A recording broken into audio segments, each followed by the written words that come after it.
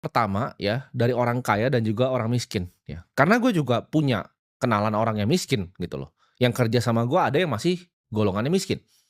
Jadi gue suka sama ngobrol gitu, gue survei, kadang gue biasa ngobrol sama satpam juga, kadang gue ngobrol dengan konglomerat. Ya, ini perbedaan yang paling fundamental menurut gue. Orang kaya itu investasi, orang miskin tuh fokusnya konsumsi.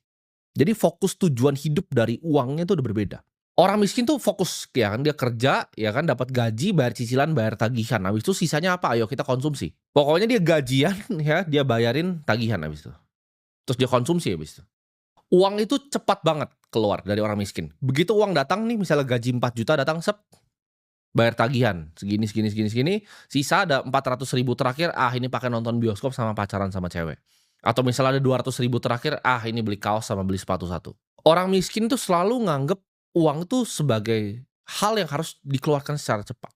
Jadi mereka nggak pernah ngerasain uang tuh ada di tangan mereka. Gaji itu langsung hilang, bayar-bayar sana sini, ada sisa sedikit, mereka tidak pakai untuk investasi. Tapi mereka pakai lagi untuk tadi, untuk validasi, untuk konsumsi. Mereka skeptis banget sama kata-kata yang namanya investasi. Karena orang miskin ini kan kebanyakan bodoh ya. Jadi segmen miskin ini kebanyakan gue sebut arogan, bodoh ya. Tapi banyak juga yang bodoh ini. Akibat kebodohan mereka apa? Mereka tertipu dengan investasi bodong biasanya. Contohnya seperti robot trading, ditawarin, "Oh ini ada robot nih bisa 10% sebulan."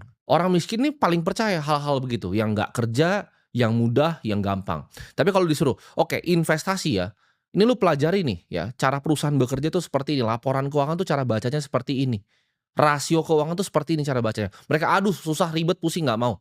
Tapi ini ada robot nih 10%. Mereka ke robotnya. Mereka kena tipu, uangnya hilang semua, habis itu mereka tidak pernah lagi mau yang namanya investasi. Mereka anggap semua investasi adalah penipuan. Ketika keluar Bitcoin, oh Bitcoin itu scam. Ketika ada properti ini, oh ini pasti scam. Karena dulunya mereka pernah ketipu, karena kebodohan yang mereka punya sendiri, mereka kena iming-iming dari teman, hidupnya jadi berantakan. Orang kaya itu melihat uang itu sebagai benih yang bisa tumbuh.